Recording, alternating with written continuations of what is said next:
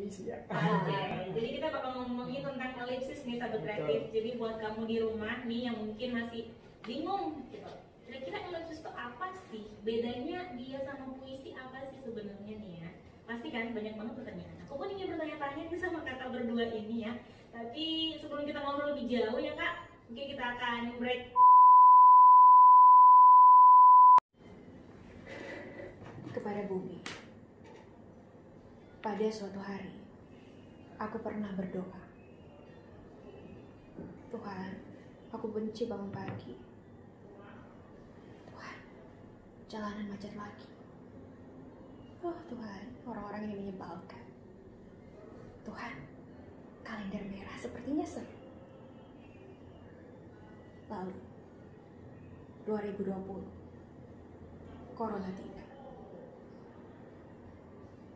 Jalan-jalan kehilangan bunyi. Tak boleh siapapun tinggalkan pintu. Sedangkan rindu seenaknya meminta temu. Dan aku belajar gila di kamarku dengan kalender 2020 yang merah pekat. Kepada bumi, jujurlah, apa kau pernah berdoa tentang kami dan tumpukan sampah, laut dan pencemaran, hutan dan kebakaran, hewan-hewan kelaparan, manusia-manusia sialan, atau gerakan bunuh pohon tanam beton? Jika iya, maka tak apa. Kami memang kerusakan yang menumpang gratis di tubuhmu. Maaf. Kepada bumi, 2020 bukanlah doaku yang terkabulkan. Karena pada suatu hari aku pernah berdoa, Tuhan, aku benci bangun pagi, Tuhan, jalanan macet lagi, Tuhan, orang-orang ini menyebalkan. Tuhan, kalender merah sepertinya lucu. Tapi Tuhan, itu tidak penting. Fokuslah saja pada mantra panjang umur untuk seorang pria ciptaanmu yang di pupil matanya ada miniatur bumi yang tak bisa kutempati dan mati-matian ku ingini. Seorang pria bulu putih yang kini corona bermain tebak-tebakan kematian dengannya. Kepada bumi, ini jelas bukan doaku. Bisakah kau berdoa lagi?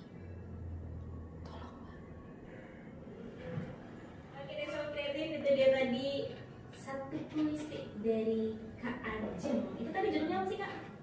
Kepada bumi. Kepada bumi. Kepada bumi Kak Ajeng banyak curhat ya. Macet. Terus ada apa? Bangun pagi. Bangun pagi. Merah. Ini jadi curhat sebenarnya ya Kak ya? Jadi curhat di mana sebenarnya tadi yang aku suka adalah yang tentang kelaparan, terus habis itu hewan kelaparan, terus habis itu tentang pencemaran lingkungan, terus ada yang pohon, apa tadi? Menanam pohon itu. Tebang pohon, tanam beton. Itu kan yang terjadi sekarang. Yang lagi terjadi sekarang. Yang ada sempat di Facebook juga viral yang di Gorontalo, di daerah mana tuh? Di kota Gorontalo. Iya, di kota Gorontalo kan ada kan? Iya. Yang itu dari situ ya inspirasinya Kak? Jadi kan puisi itu ya seperti tadi, kita menulis apa yang ada di sekitar kita. Jadi puisi itu tidak melulu tentang cinta, patah hati, tapi kita bicara juga mewakili sesuatu yang nggak bisa bersuara. Seperti alam gitu. Seperti alam. Iya. Ini tahun berapa dibikinnya? 2020 pasti corona ya? Barusan. Ya? Dia nulisnya pas di studio ini. Wow. Cepet banget. Beberapa menit yang lalu berarti ya? Iya. Waduh. Amazing. Kira-kira kapan bakal di-upload lagi? Nunggu editornya ya. Jadi editornya cepet-cepet balik lah ya dari Cepet KKN. balik. Udah banyak banget Kalau puisi. Iza, PR-nya banyak nih Za. Cepat balik Za. Cepetan balik untuk editornya, udah banyak banget puisi yang bakal di posting nanti di YouTube channelnya dari Elipsis Channel. Dari karya sendiri mungkin ada yang pengen Aku malah tersentuh sih sama puisi-puisinya gitu. Iya ya.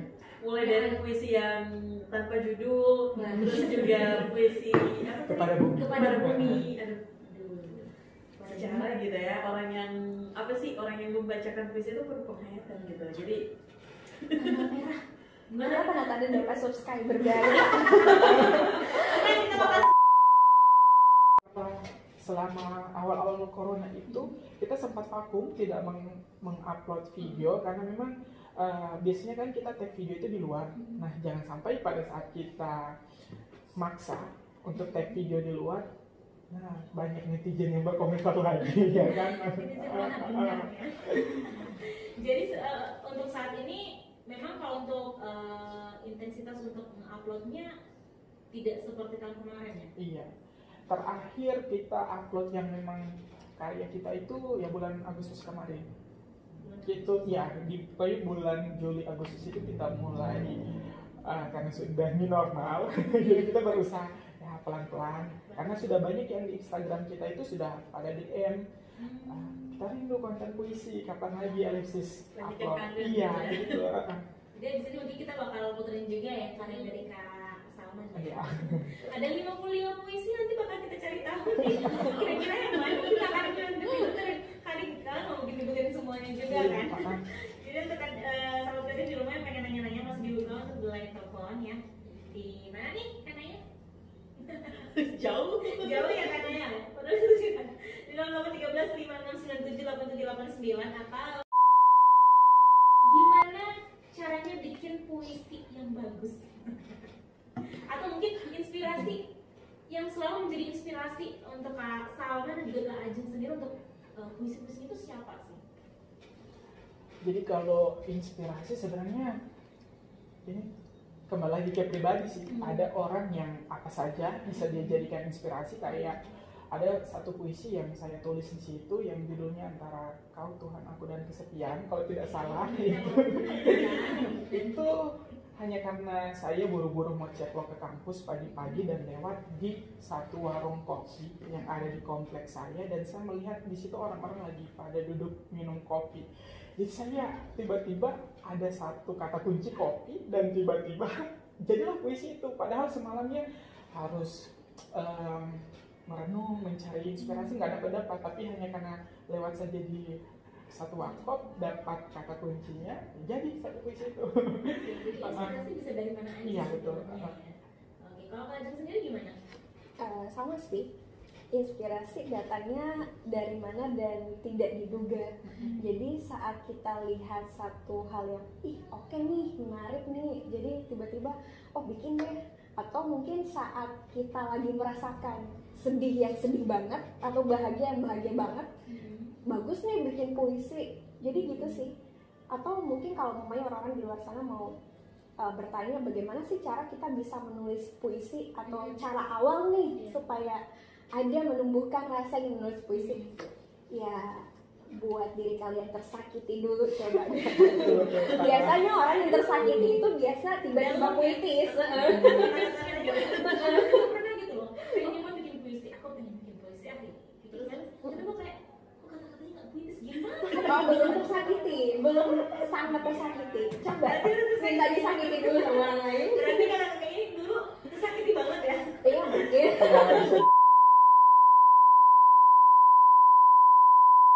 Di antara malam dan fajar, diam-diam, ku menemuimu yang diam. Pada subuh yang teriak-teriak, kau menembus sela-sela jemariku.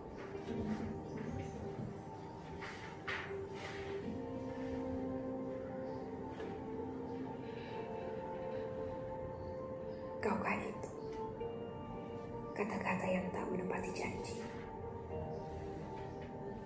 seperti 1000 gelap yang memanggil-manggil cahaya. Kini kau datang bersama fajar di ujung subuh. Saat fajar mengunjung, gelap lenyap bersama pagi yang mekar. Lalu haruskah aku menulis panjang-panjang namamu agar orang-orang tahu kau adalah sajaku.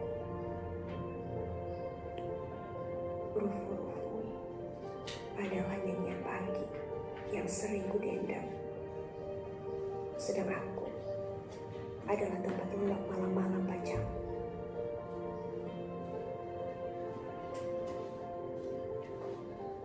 Mengapa pagi ini kau pergi lebih dulu? Setelah seisi rumah kau tanami kenangan tentang nama-nama kita. Kau mantrai sudut-sudutnya dengan janji perpisahan. Kau adalah tuan dari rumahku.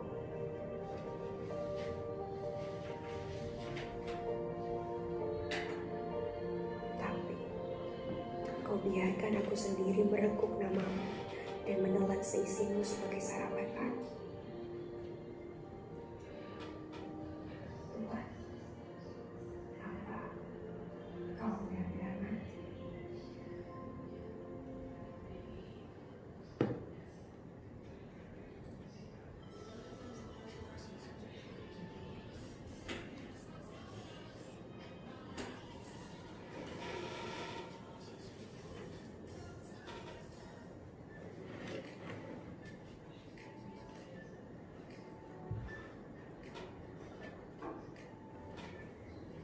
Dan sahabat kreatif masih di literasi. Etalase. Aduh, aku jadi ingatnya literasi. Kita masih juga ngomongin tentang itu kok nih, Sobat Kreatif. Dan sekarang sudah jam 10 lebih 13 menit waktu Indonesia Tengah. Masih bareng Nisa dan juga Kak Naya juga ada Kak Salman Dan juga Kak Ajin. Harus nyetek dulu lagi takut.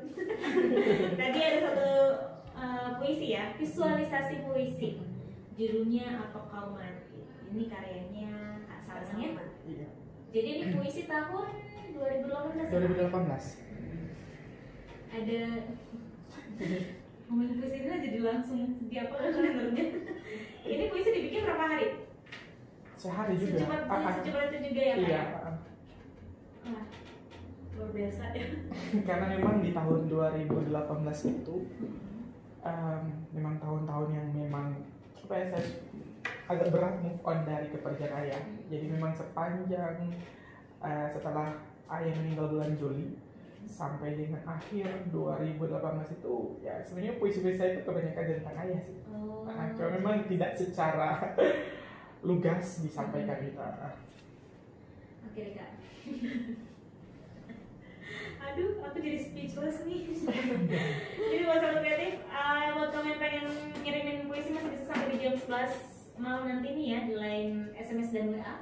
Yes. Di 0811 di 0811 43000 Ya, selain itu kan juga di 0813 569787889. Langsung aja kamu bisa kirimin puisi kamu. Mungkin aja kamu pengen dibacain sama Kak Salman atau mungkin Kak Ajeng juga bisa ya Kak. Dan namanya juga kita bakal dengerin. Nanti Kak Salman dan juga Kak Ajeng bakal puisi langsung sih. Oke. Kita masih bakal ngomongin tentang puisi sendiri nih. Sampai dari awal ya, berarti udah aktif bikin puisi tuh dari tahun berapa sih Kak? Kalau saya dari 2017 baru memang fokus menulis puisi. Masih ingat nggak sih Kak puisi pertama yang ditulis? Apa ya? Lupa kayaknya. Saking Cuma bener. ya ada yang 2017 yang saya ingat yang juga disukai teman itu Silogis Merasa kalau tidak salah. Merasa. Itu tahun 2017. 2017. Itu aja. Kalau saya kita ngomongin tentang puisi lagi nih Kak, balik lagi di artikel puisi nih. Ada penyair atau penulis ya, penulis puisi ya. Favorit dari kakak berdua ini nggak sih yang jadi kiblat gitu? Misalkan jadi kayak lebih suka puisi karena dia gitu. Kalau ya karena memang aneh sih kalau kita menulis puisi dan tidak punya favoritnya. Jadi kalau saya pribadi lebih suka kayak Aan Mansur, kemudian Joko Pinurbo dan Sapardi. Sebenarnya banyak sekali sih yang penyair-penyair yang artinya kita sudah baca karyanya, tapi memang melihat dari gaya penulisannya mereka itu apa ya dekat sekali dengan gayanya kita gitu. Kalau Aan Mansur itu juga kan kita pernah ya baca puisi langsung di depannya. Oh iya. Dia datang ke Gorontalo. Aan Mansur kan salah satu penulis penyair terkenal. Dia kan yang paling banyak menulis puisi-puisi Dia Ada Apa Dengan Cinta. Kak dan juga karyanya. Kalau Ajeng sendiri gimana Kak? Banyak ya, tapi mungkin yang paling berkesan yang pertama Hairil Anwar yang puisinya Kawan Kasih, karena itu kayaknya awal mula dari suka puisi sih. Dari kelas 2 SD lomba puisi bacanya Kawan Bekasi. Nah dari situ terinspirasi untuk nulis puisi mulai kelas 3 SD.